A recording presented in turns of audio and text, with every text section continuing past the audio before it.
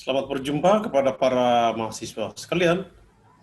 Semoga Anda semua dalam keadaan sehat walafiat. Kita jumpa dalam mata kuliah pengantar pendidikan. Untuk pertemuan kali ini kita akan membahas tentang pokok konsep dasar pendidikan yang meliputi pengertian, komponen-komponen, dan tujuan pendidikan. Dalam pertemuan sebelumnya, kita sudah mendalami pokok hakikat manusia dan pengembangannya, pengembangan dimensi-dimensi hakikat manusia. Jadi semoga saudara sudah memahami dengan baik materi sebelumnya. Untuk pokok ini ada 3 bagian yang akan kita kupas. Pertama, pengertian pendidikan, kedua, komponen-komponen, dan ketiga, tujuan pendidikan. Nah, saudara,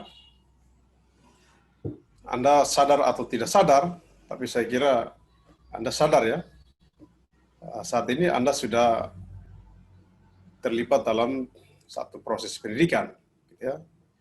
Bahkan jauh sebelum saudara juga sudah melewati jenjang pendidikan dasar, atau barangkali sebelum itu pendidikan anak usia dini, pendidikan dasar, pendidikan menengah. Dan sekarang saudara sudah menginjaki kaki di jenjang pendidikan tinggi, ya. Nah, tapi sebetulnya apa itu pendidikan? Saudara memilih program studi pendidikan bahasa Inggris dalam rumpun ilmu pendidikan. Saudara harus punya konsep yang benar tentang pendidikan. Nah, secara etimologis, kata pendidikan dalam bahasa Inggris yaitu education. Betul ya? Dari bahasa Latin, educare, educere, dan educo. Nah, ini 3 istilah yang berpadanan ya. Educare, educere, dan educo. Educare itu artinya mengeluarkan sesuatu yang ada dalam diri. To draw forth from within. Jadi menarik dari dalam keluar, atau mengeluarkan sesuatu dari dalam. Dengan cara apa? Melatih, menjinakkan, menyuburkan, mengembangkan, atau mendewasakan. Nah, saudara, dari penjelasan ini, itu terbersit pemahaman bahwa kalau educare itu mengeluarkan sesuatu yang ada dalam diri, maka pada diri itu pasti ada sesuatu. Apa itu sesuatu? Sesuatu itu adalah potensi sebagai karunia dari Tuhan pada manusia. Nah, dalam pertemuan kemarin saudara sudah mendalami hakikat manusia, ya, baik dari segi fisik, dari segi psikis, ya, saudara sudah mendalaminya. Dari segi emosional, dari segi keagamaan, bahkan saudara sudah secara spesifik mendalami juga tentang cara kerja otak. Nah, itu hal-hal yang berhubungan dengan sesuatu yang ada dalam diri setiap orang. Kata yang kedua, educere, terdiri dari 2 kata, yaitu ex yang berarti keluar, dan ducere yang berarti memimpin atau membimbing. Jadi educere berarti membimbing keluar, atau dalam bahasa Inggris inside out, dari dalam keluar, menarik dari dalam keluar. Kebalikannya outside in. Nah, jadi sesuatu yang ada dalam diri itu perlu satu kepemimpinan dan bimbingan agar sesuatu yang dalam diri itu bisa dikeluarkan dan bisa berguna bagi setiap diri atau setiap individu. Kemudian kata eduko, saya mendidik, saya melatih. Jadi mendidik kepada pelaku, orang yang melaksanakan tugas mendidik atau tugas melatih. Nah, ini definisi secara etimologis. Nah, apa implikasi dari definisi secara etimologis? Yang pertama, fokus pendidikan itu bukan guru atau orang tua, tapi anak didik. Gitu ya. Jadi anak didik adalah fokus atau titik tuju dari pendidikan itu sendiri. Bukan guru atau bukan orang tua. Jadi kita mengajar, mendidik anak-anak, itu bukan supaya mereka datang kepada kita, tapi supaya mereka mengenal diri mereka sendiri. Supaya mereka mengenal potensi diri mereka sendiri. Dan supaya mereka mengenal keunggulan diri. Jadi kalau guru yang mampu mendidik anak-anak, sehingga mampu mengenal dirinya sendiri, bahkan keunggulan dirinya sendiri, maka guru itu sudah dikatakan berhasil. Tapi kalau dia mendidik anak-anak, terus datang kepada dirinya, bahkan bergantung kepada guru itu sendiri, maka justru disitulah titik kegagalan. Implikasi yang lain, saudara, fokusan bukan mengajar, tetapi belajar. Jadi, guru mengajar sekalipun, tujuannya supaya membuat siswa belajar. Bukan guru mengajar agar siswanya pintar. Tapi guru mengajar supaya siswanya pintar belajar. Jadi, implikasi dari kegiatan mengajar adalah tumbuhnya aktivitas belajar dari siswa. Jadi pada saat guru berhenti mengajar dan siswanya tidak lagi belajar, maka sebetulnya itu juga kita tidak bisa mengatakan bahwa pengajaran atau pembelajaran telah selesai, telah berhasil. Fokus evaluasi bukan pada penguasaan materi, tapi pada keluarnya potensi anak. Ya. Jadi kemampuan anak berpikir, kemampuan anak untuk mengingat fakta-fakta, kemampuan anak untuk mengkreasi, kemampuan anak untuk meminati sesuatu, kemampuan anak untuk menunjukkan skillnya, itulah yang harus dieksplor dan diukur. Bukan pada penguasaan materi. Gitu ya. Bahwa materi itu sebagai strategi untuk bisa mengeksplor, ya, menarik keluar potensi yang dimiliki oleh siswa, ya. Sehingga perlu ada analisis kebutuhan sebelum menetapkan materi apa yang pas untuk anak pada kelas atau jenjang tertentu. Implikasi yang berikut, anak tak dipaksa menyesuaikan diri dengan kurikulum, tapi kurikulum ditujukan untuk melayani potensi anak. Nah, dalam praktek, kurikulumnya sudah dibuat baku, anak-anak dipaksa untuk mengikuti kurikulum. Bahwa kalaupun kurikulum ditetapkan secara baku untuk waktu tertentu,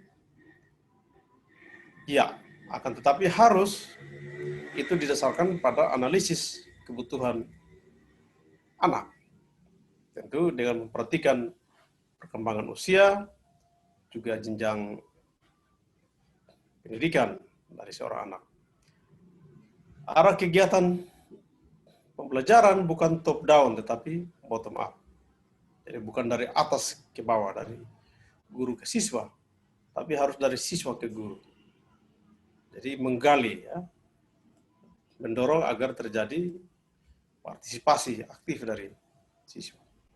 Fungsi utama guru atau orang tua bukan sebagai sumber ilmu, tetapi sebagai fasilitator. Kalau sumber ilmu, maka guru atau orang tua menjadikan dirinya sebagai satu-satunya pemberi informasi. Bahkan satu-satunya orang yang menentukan kebenaran. Padahal di luar sana sumber-sumber kebenaran itu tersedia. Bisa dari buku-buku, dari jurnal-jurnal, dari internet, dengan menonton film edukatif, atau lewat pengalaman-pengalaman, gitu ya. Nah, itu sumber-sumber kebenaran ilmu. Nah, implikasi ini juga menarik kalau kita kaitkan dengan konsep Paul Freire, ya, seorang filsuf pendidikan dari Amerika Selatan, dari Brasil. Dia mencetuskan konsep pendidikan bank, ya, atau banking, concept of education. Jadi pendidikan ala bank. Pendidikan ala bank ini sebenarnya pendidikan yang terdistorsi. Jadi pendidikan yang mengalami penyimpangan. Jadi siswa itu ibarat botol kosong atau wadah kosong yang tidak punya apa-apa, lalu tugas guru adalah mengisi. Nah, mengisi dan mengisi. Atau saudara ke bank, saudara memasukkan atau menyimpan sejumlah uang. Jadi kalau tidak ditambah setiap bulan, tidak disimpan setiap bulan, maka uangnya tidak bertambah. Bunganya juga tidak bertambah. Nah, ini menurut Freire ini satu yang keliru, gitu ya. Pendidikan harus bisa menggali, jadi inside out, menggali potensi dari dalam keluar, bukan outside in, memasukkan ke dalam. Kalau banking concept of education, maka itu outside in, jadi memasukkan konsep-konsep ke dalam kepala atau ke dalam diri, strategik, dan mereka menghafal. Nah, ini pendidikan yang keliru dan sudah dikritik oleh seorang Freire, ya. Nah, sekarang kita lihat pengertian secara kategoris. Tadi secara etimologis, ya, asal kata. Sekarang secara kategoris. Saudara harus cari buku Paulo Freire, ya. Nanti saya kasih Anda, Education is Process, ada bukunya. Untuk saudara dalami buku itu. Jadi definisinya pendek saja. Education is process. Pendidikan adalah proses. Adalah sebuah proses. Apa artinya? Jadi pendidikan itu harus dijalani. Pendidikan itu harus dikerjakan. Pendidikan itu harus melewati satu tahapan. Bahkan beberapa tahapan, ya, yang panjang. Jadi ukuran proses itu dalam masa tertentu. Jadi masanya juga, ya, tidak singkat, dan juga ada pengalaman-pengalaman yang harus dilewati. Ada kurikulum, ada mata pelajaran yang harus dipelajari. Nah, itu proses. Bahkan ada jenjang-jenjang yang harus secara lewati. Jadi manusia belajar, kalau di sistem pendidikan nasional kita, mulai PAUD, SD, lalu jenjang SMP, jenjang SMA, perguruan tinggi pun ada sarjana, tapi ada pasarjana ada program magister, ada program doktor. Nah, itu proses. Jadi tidak ada yang saudara bisa capai itu dengan jalan pintas dan singkat. Jadi kalau orang sekolah lalu mau cepat-cepat dapat ijazah, itu jadi masalah, ya. Dia tidak menjiwai pendidikan sebagai satu proses. Ya, saudara harus ditempa Saudara harus menjalani di gambling dari waktu ke waktu. Belajar kurikulum, diajar oleh guru-guru tertentu, menggunakan metode tertentu, harus ada alat evaluasinya. Tugas-tugas harus saudara kerjakan. Ini proses. Kadang-kadang saudara mengeluh, menggerutu, protes, saudara putus asa, saudara jam tidur berkurang. Nah, itu proses. Saudara harus lari ke sini, lari ke sana, menghubungi si A, ketemu dosen ini, bertemu dengan pembimbing ini, cari referensi, bangun jam-jam pagi hari subuh. Itu untuk melewati proses. Jadi, pendidikan itu adalah satu perjuangan yang panjang. Dan begitu saudara mendapatkan hasilnya, saudara adalah orang-orang yang punya kehormatan, punya nilai ya. Karena saudara sudah digembleng dari proses yang panjang. Yang kedua, pendidikan adalah jalan menuju pembebasan yang permanen. Ini juga masih menurut Paul Freire. Ya, manusia tidak boleh merasa ditindas atau dijajah atau dalam tekanan-tekanan kehidupan. Memang konsep pembebasan ini dirumuskan dari satu kondisi Brasil yang waktu itu, termasuk dalam negara jajahan ya, seperti Indonesia, dijajah oleh bangsa-bangsa Eropa. Karena itu, pendidikan harus juga membawa keluar manusia menuju satu pembebasan. Bukan sekedar pembebasan temporer atau sementara, tapi yang permanen, berkelanjutan, jangka panjang. Pembebasan yang seterusnya. Menurut Krishnamurti, cukup sudah lama teorinya, 1912 ya. Education as service. Education as service. Pendidikan sebagai layanan. Ini memberi penekanan kepada aktivitas pendidikan sebagai satu kegiatan layanan. Jadi orang-orang yang melaksanakan pendidikan harus menempatkan diri sebagai pelayan-pelayan. Jadi siswa yang mau dikedepankan hak-haknya. Jadi siswa yang mau diutamakan apa yang harus dia peroleh. Dan para guru, para pendidik itu adalah pelayan yang melaksanakan layanan kemanusiaan.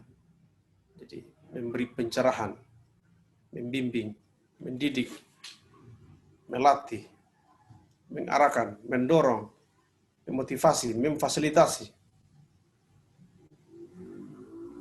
Semua dikerjakan sebagai satu bentuk layanan. Jadi ada aspek kerelaan, ketulusan ya di sini pendidikan. Kalau orang kerja di bidang pendidikan hanya untuk sekedar cari makan, nah itu bukan tempatnya. Atau cari kekayaan, itu bukan tempatnya. Tapi dia ingin melaksanakan pelayanan. Dia terus memberi sesuatu kepada anak didiknya, tapi tidak pernah berkekurangan. Ya. Guru itu dia terus memberi yang terbaik sebagai satu bentuk layanan, tapi tidak pernah kehabisan. Ya. Education is the process of facilitating learning or the acquisition of knowledge, skills, value, belief, and habits. Ini menurut Wikipedia. Pendidikan adalah proses memfasilitasi pembelajaran atau perolehan pengetahuan, keterampilan, nilai, keyakinan, dan kebiasaan-kebiasaan. Jadi Wikipedia sudah merinci apa-apa yang mau diperoleh dari proses pendidikan. Pengetahuan, apa yang kita ketahui tentang berbagai hal ya, keterampilan, nilai, keyakinan, belief, dan kebiasaan. Ya.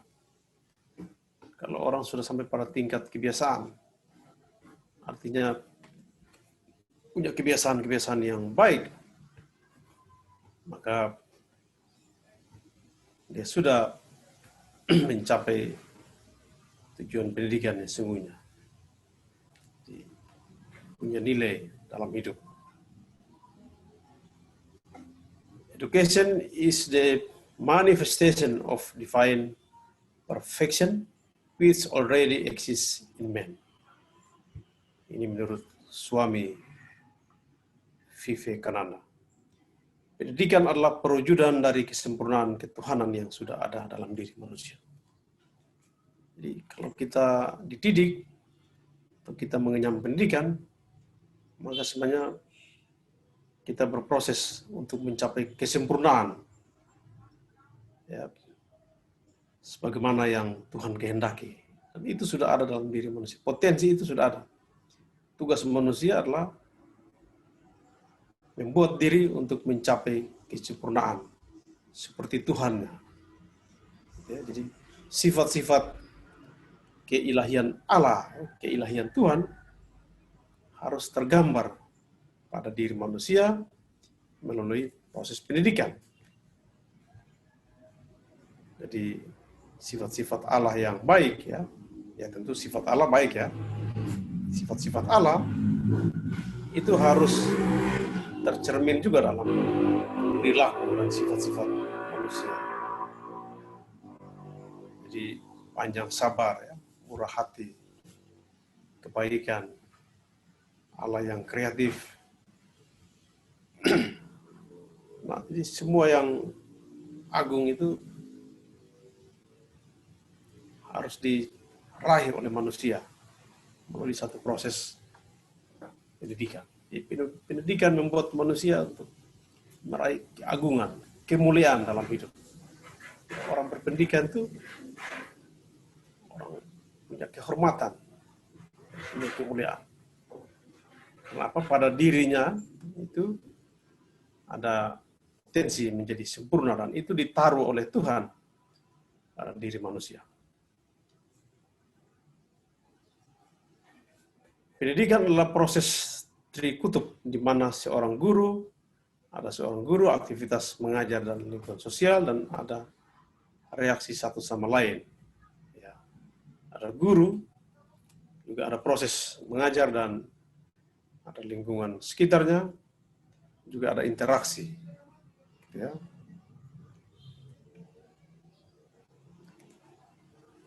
Albert Einstein ini ahli yang sangat terkenal, ya. Dia katakan bahwa it is not the learning of facts, but the training of mind to think. Ini bukanlah mempelajari fakta, tetapi melatih pikiran untuk berpikir. Jadi pikiran itu sebagai powernya, sebagai kekuatan. Jadi Anda mempelajari fakta sekalipun, objek-objek dan fenomena sekalipun, itu harus ditransfer ke dalam pikiran saudara. Dan pikiran saudara lah yang akan membentuk persepsi atau pandangan dan wawasan saudara, pengetahuan saudara tentang fakta-fakta itu. Jadi kekuatannya ada di mind, ya, pikiran. Pendidikan adalah satu proses pengalaman. Ini John Dewey memang dengan teori atau paham empirismenya, ya, aliran empirisme. Jadi pengalaman itu menjadi inti dari proses pendidikan. Jadi kita mau pendidikan maka kita bicara pengalaman. Lalu Langfeld ini juga ahli pendidikan paling terkenal di dunia. Dia katakan pengertian pendidikan merupakan upaya dalam membimbing manusia yang belum dewasa ke arah kedewasaan. Jadi ada kata belum dewasa, ada kata kedewasaan. Jadi kedewasaan di situ tentu menyangkut dengan perkembangan atau aspek-aspek kepribadian, ya. Bukan soal usia, tapi juga perkembangan kepribadian manusia. aspek intelijensi, tapi juga ada aspek moral, aspek kepribadian. Jadi saudara dengan berpendidikan, saudara akan mencapai taraf kedewasaan ya, dalam berpikir dan dalam mengambil keputusan. Pendidikan adalah usaha sadar dan sistematis untuk mencapai taraf hidup dan kemajuan lebih baik, menurut Imam Bernadib. Lalu di Kara ini saya kira juga sudah terkenal di Indonesia. Pendidikan diartikan sebagai upaya memanusiakan manusia muda atau pengangkatan manusia muda ke taraf yang insani. Proses memanusiakan manusia. Jadi, manusia sejak lahir, dalam kemudian tumbuh kembangnya, ya itu manusia. Tapi harus ada proses memanusiakan manusia. Jadi sifat-sifat kemanusiaannya itu harus dipupuk dan mengalami perkembangan. Sehingga manusia bisa mencapai satu titik, dia menjadi manusia yang benar-benar manusiawi. Jadi memperlihatkan sifat-sifat kemanusiaan, sifat-sifat yang baik, ya, karakter, kualitas hidup yang baik. Ki Hajar Dewantara ini juga sangat terkenal di Indonesia. Suatu tuntutan dalam hidup tumbuhnya anak-anak. Pendidikan menuntut segala kekuatan kodrat yang ada pada peserta didik agar sebagai manusia anggota masyarakat dapat mencapai keselamatan dan kebahagiaan. Jadi kekuatan kodrat itu kan potensi yang dibawa sejak lahir ya. Jadi ada satu hal yang jadi keunggulan, kekuatan dalam diri manusia, dan itu harus dikembangkan melalui proses pendidikan. Apa yang mau dicapai? Keselamatan dan kebahagiaan hidup yang setinggi-tingginya. Orang merasa enak ya dalam hidup. Jadi ini nilai yang paling tinggi, lebih dari sekedar sehat, lebih dari sekedar lulus, lebih dari sekedar punya ijazah, begitu ya. Keselamatan dan kebahagiaan hidup yang setinggi. Aspek-aspek fisik, tapi juga aspek-aspek emosional, spiritual. Dalam menintias ya, usaha sadar ya. Ini juga sangat bagus. Undang-undang Sisdiknas ini cukup panjang ya. Usaha sadar dan terencana untuk mewujudkan suasana belajar dan proses pembelajaran agar peserta didik secara aktif mengembangkan potensi dirinya untuk memiliki kekuatan spiritual keagamaan, pengendalian diri, kepribadian, kecerdasan, akal mulia, serta keterampilan diperlukan masyarakat, bangsa, dan negara. Jadi rumusannya juga sangat mulia. Nah, ini perlu saudara lihat apa yang atau bagian yang saya garis bawahi ini, poin-poin yang sangat penting untuk dipelajari. Jadi usaha sadar itu menunjuk kepada satu usaha yang disengajakan ya, jadi disadari, ya, tidak secara kebetulan, tapi disengajakan. Ya, saudara masuk di perguruan tinggi, satu perbuatan sengaja disengajakan untuk saudara meraih pendidikan tinggi, terencana. Jadi harus punya tujuan. Tujuannya apa? Nah, ini untuk mewujudkan suasana belajar, dan jadi dalam pendidikan semua upaya itu dimaksudkan untuk menciptakan suasana belajar. Jadi siswa mengalami satu iklim, satu kondisi di mana dia bisa belajar, kondisi yang memungkinkan untuk siswa belajar. Proses pembelajaran tentu dikerjakan oleh guru agar peserta didik aktif mengembangkan potensi dirinya. Jadi potensi ini sudah ada ya, sudah ada dalam diri. Tentu kemarin kita bicara tentang hakikat manusia dan dimensi pengembangan, itu kita sudah tahu apa saja dimensi-dimensi hakikat manusia, baik secara fisik, secara emosional, spiritual. Saya kira saudara sudah belajar ya. Untuk memiliki kekuatan spiritual keagamaan. Jadi spiritual keagamaan ini dalam hubungan dengan bagaimana keberadaan manusia atau mereka yang belajar itu dapat mengenal dan punya hubungan yang baik dengan penciptanya, dengan Tuhan.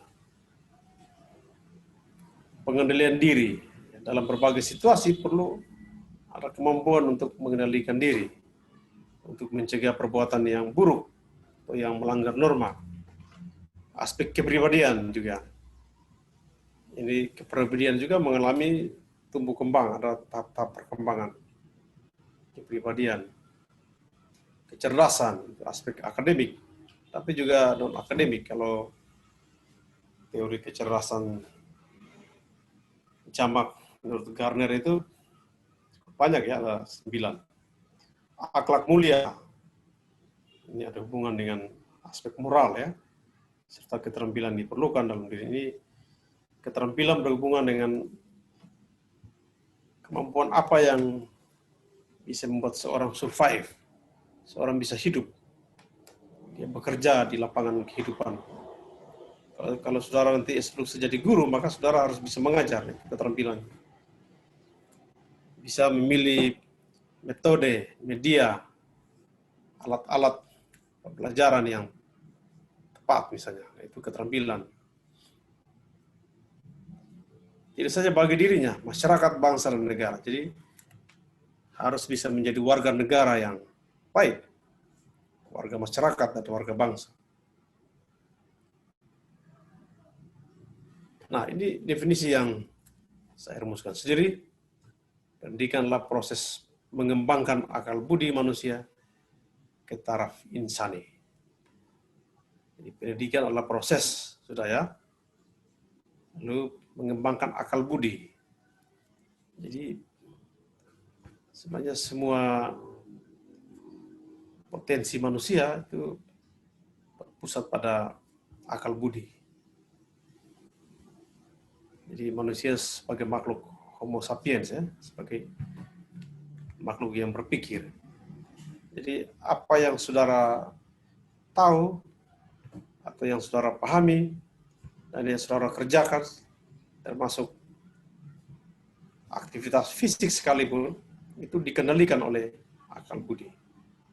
Juga ruang-ruang yang sifatnya spiritual ya.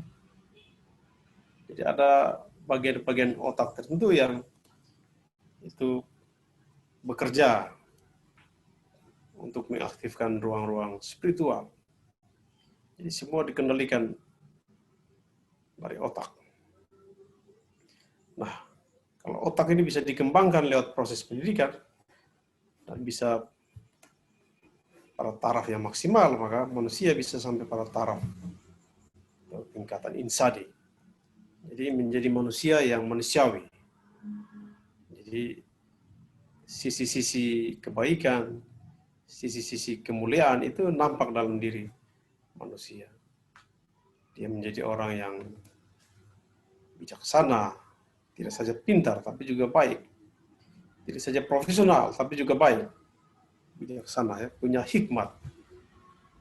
Jadi pandai dalam membuat keputusan-keputusan yang penting bagi dirinya, juga bagi orang banyak.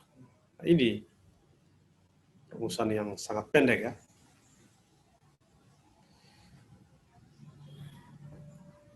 Saudara, sekarang kita lihat komponen-komponen utama pendidikan.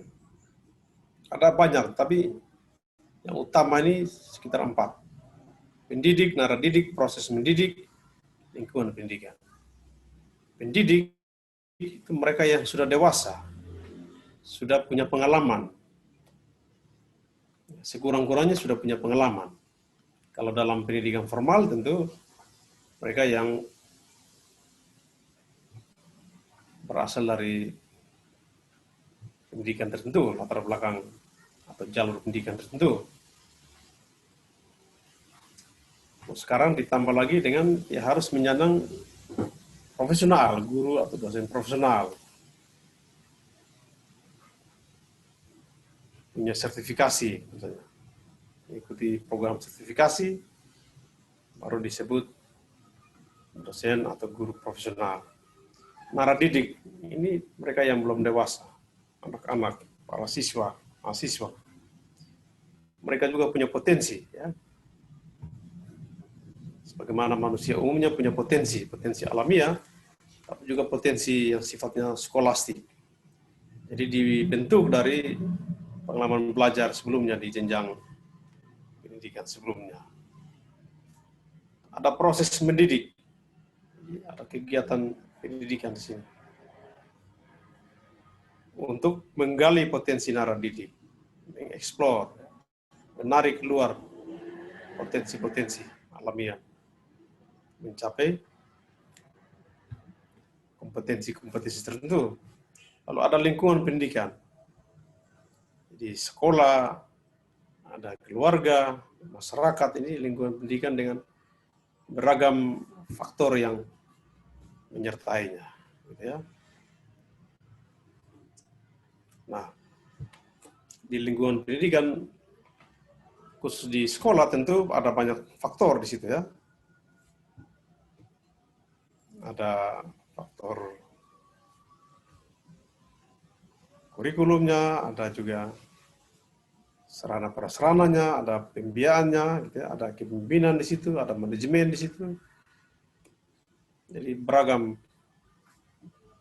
komponen yang ikut mendukung dan juga mempengaruhi proses pendidikan.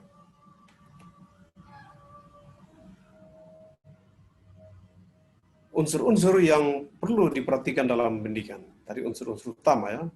Sekarang unsur-unsur. Ada 6, ya, saya catat. Yaitu komunikasi, kemudian kemitraan, kewibawaan, normatif, kondisi anak, dan unsur kedewasaan baik secara fisik maupun secara psikis. Unsur komunikasi ini diperlukan karena dalam proses pendidikan itu ada komunikasi, ada interaksi, ada hubungan antara guru dan siswa, siswa dan guru, siswa dan siswa secara timbal balik. Kalau tidak ada komunikasi, maka proses belajar dari siswa itu tidak akan berlangsung. Kalau tidak ada komunikasi, proses pembelajaran dari guru ke siswa, sehingga siswa bisa belajar, itu tidak akan terjadi. Kemudian diperlukan juga kemitraan. Jadi siswa bersama-sama dengan guru, atau guru bersama-sama dengan siswa.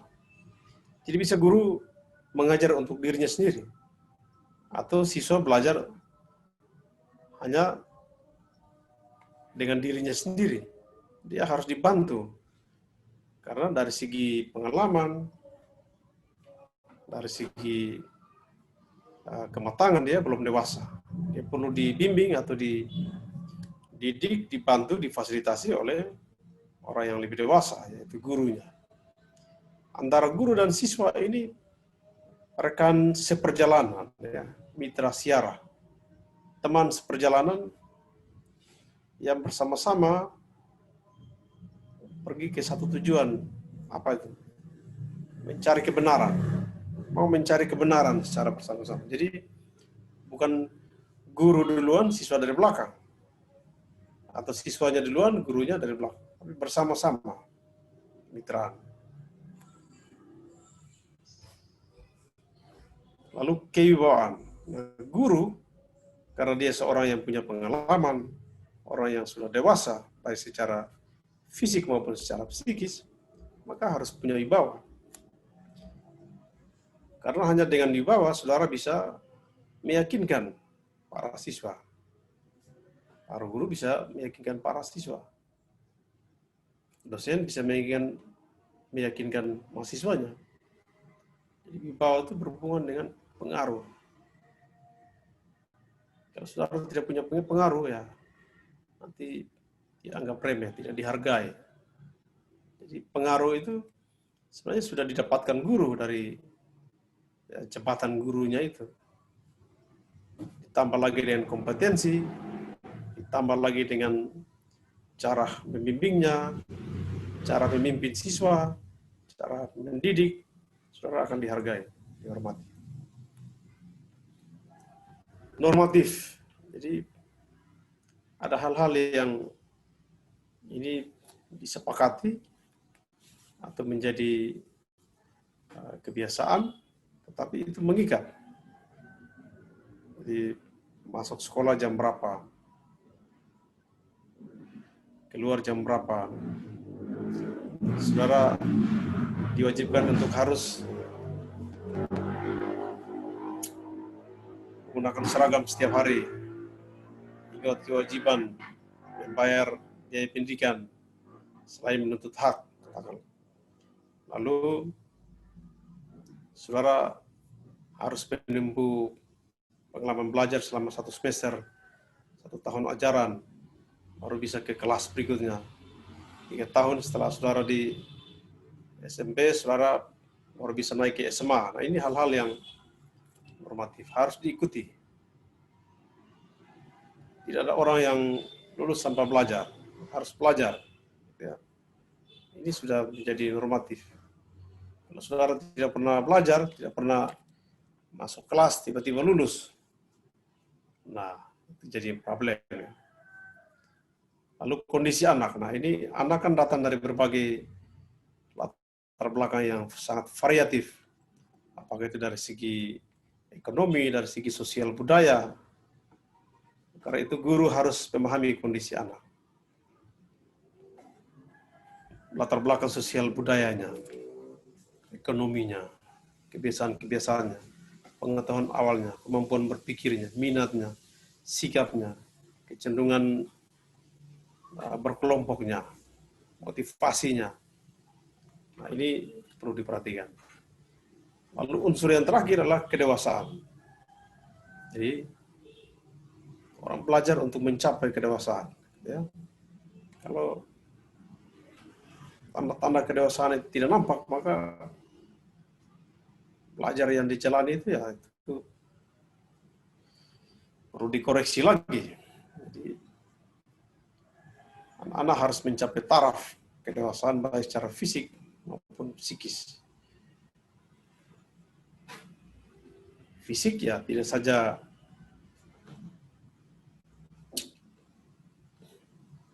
dia dari segi usia bertambah ya, tapi atau dari segi fisik ada pertambahan fisik ya, tapi juga harus sehat. Dari segi psikis juga harus mengalami perkembangan pengetahuannya, kepribadiannya, moralnya, imannya. Nah, ini.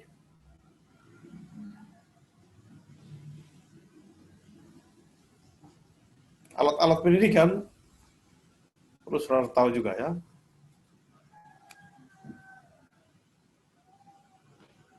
Apa itu alat pendidikan?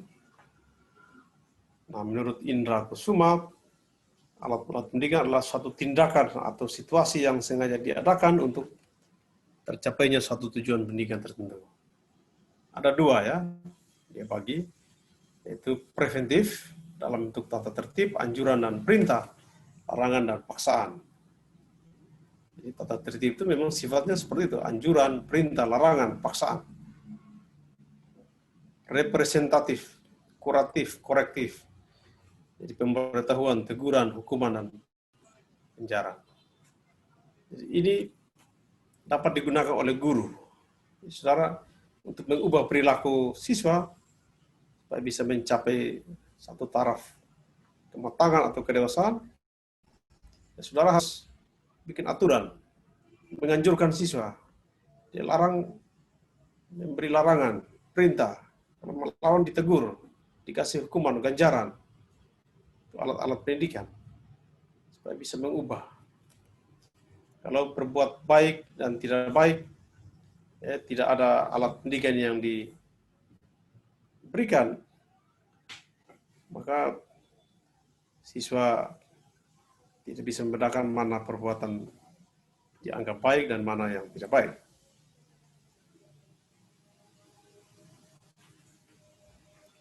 Nah, tujuan pendidikan ini saya catat bagi saudara.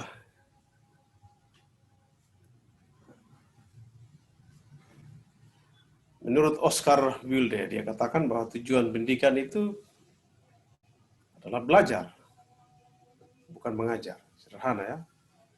Jadi saudara nanti setelah menjadi guru, saudara harus tahu bahwa tujuan utama dari pendidikan itu membuat siswa belajar. Tentu belajar itu tidak sebatas di ruang kelas, tapi belajar di mana saja dan kapan saja. Saat ini dengan situasi COVID, itu membuat orang belajar di mana saja dan kapan saja dan menggunakan apa saja. Gitu ya. Kita sekarang belajar tidak tatap muka. Kita bisa menggunakan apa saja. Saudara ada di mana saja, di kebun sekalipun, saudara bisa belajar kalau membawa alat komunikasi.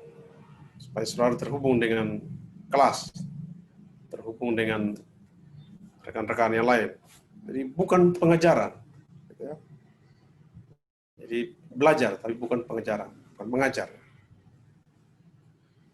Lalu Slamet menyebutkan atau menjelaskan ada 4. Mengembangkan kualitas dasar peserta didik.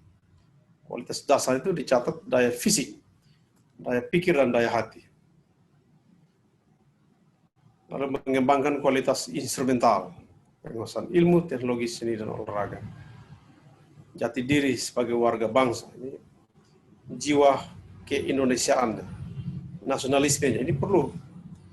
Saudara memahami, menghayati, mengamalkan Pancasila, Undang-Undang Dasar 45, Negara Kesatuan Republik Indonesia, Bhinneka Tunggal Ika. Ini perlu. Sebagai warga bangsa, saudara dididik, saudara belajar harus punya jiwa atau mental, jati diri keindonesiaan. Ya, tentu saudara didik bukan menjadi warga bangsa yang mencintai negara lain.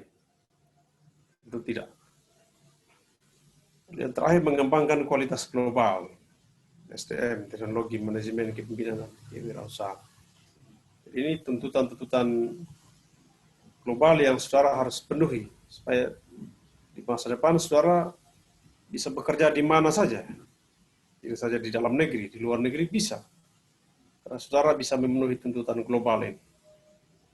SDM-nya berkualitas global, kemampuan bahasa asing, bisa berteknologi, aspek manajemen dikuasai, kepemimpinan, dan kemandirian berusaha. Ini juga saudara akan capai. Ya. Nah, kalau ini bisa dicapai, maka apa yang disebut tujuan pendidikan ini bisa terukur. Ya. Saya kira itu pertemuan kita saat ini. Mudah-mudahan saudara bisa mendalami dengan baik materi tentang konsep dasar pendidikan. Karena ini sebagai landasan bagi saudara atau sebagai pintu masuk bagi saudara untuk mempelajari ilmu-ilmu yang terkait dengan seluk-beluk bidang pendidikan. Jadi pendidikan itu rumah besarnya. Saudara akan masuk pada bidang-bidang. Jadi saudara belajar tentang